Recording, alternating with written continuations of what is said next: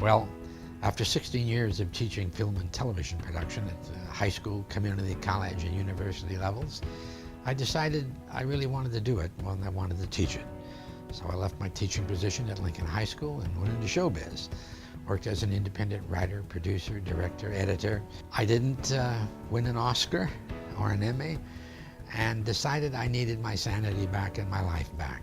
So I took a job with the County Office of Education to build a film and television program here.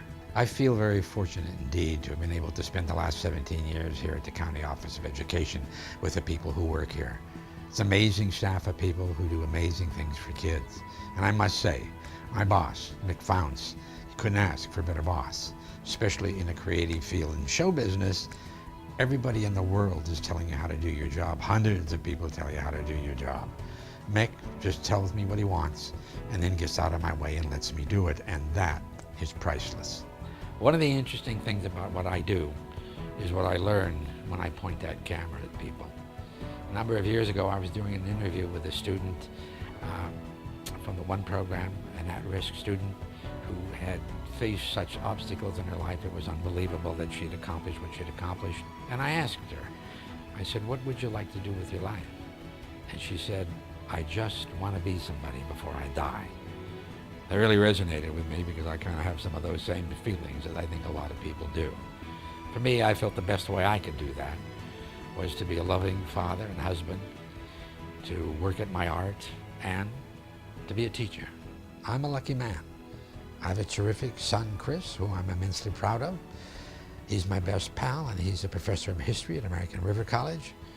I'm married to a fabulous woman who's every bit as beautiful on the inside as she is on the outside, and that's considerable. We'll be retiring to Carmel later this year. We're going to be doing some traveling, and we'll be taking long walks on the beach every morning together. And at nighttime, we'll sip a martini or two as the sun dips behind the Pacific, and in between that time, I get to write. I love to write, and I've been working on a novel most of my adult life. I hope to finish that, and I have other projects in mind. Patty and I would just like to live every moment to the fullest in the life that we have left to us here on this earth. Okay, that's it. Great.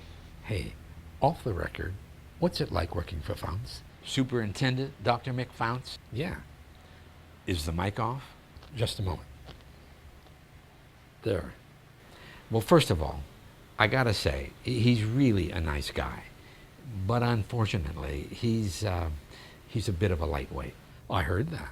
I mean, between you and me, if it wasn't for his wife, Kristen, and his daughters, Larissa and Rashawn, who all three are as bright as they are beautiful, there wouldn't be much to talk about, really. Really. When I interviewed for this job, I told him I was Steven Spielberg's older brother, and he bought it. Can you imagine? He keeps asking me, when are you going to introduce me to Harrison Ford? When are you going to introduce me to Harrison Ford? I just don't have the heart to tell him. Whoa. I said all those wonderful things about him in the video because he asked me to. He said if I did, he'd pick up my tab for our expenses for this little soiree. It's going to be interesting to see if he's a man of his word when he sees my reimbursement voucher, because Patty and I, by the time this airs, will have been at the Silverado for about a week and a half. I'd love to see that. I mean, it would be something, wouldn't it, if this little conversation wound up accidentally on the finished piece?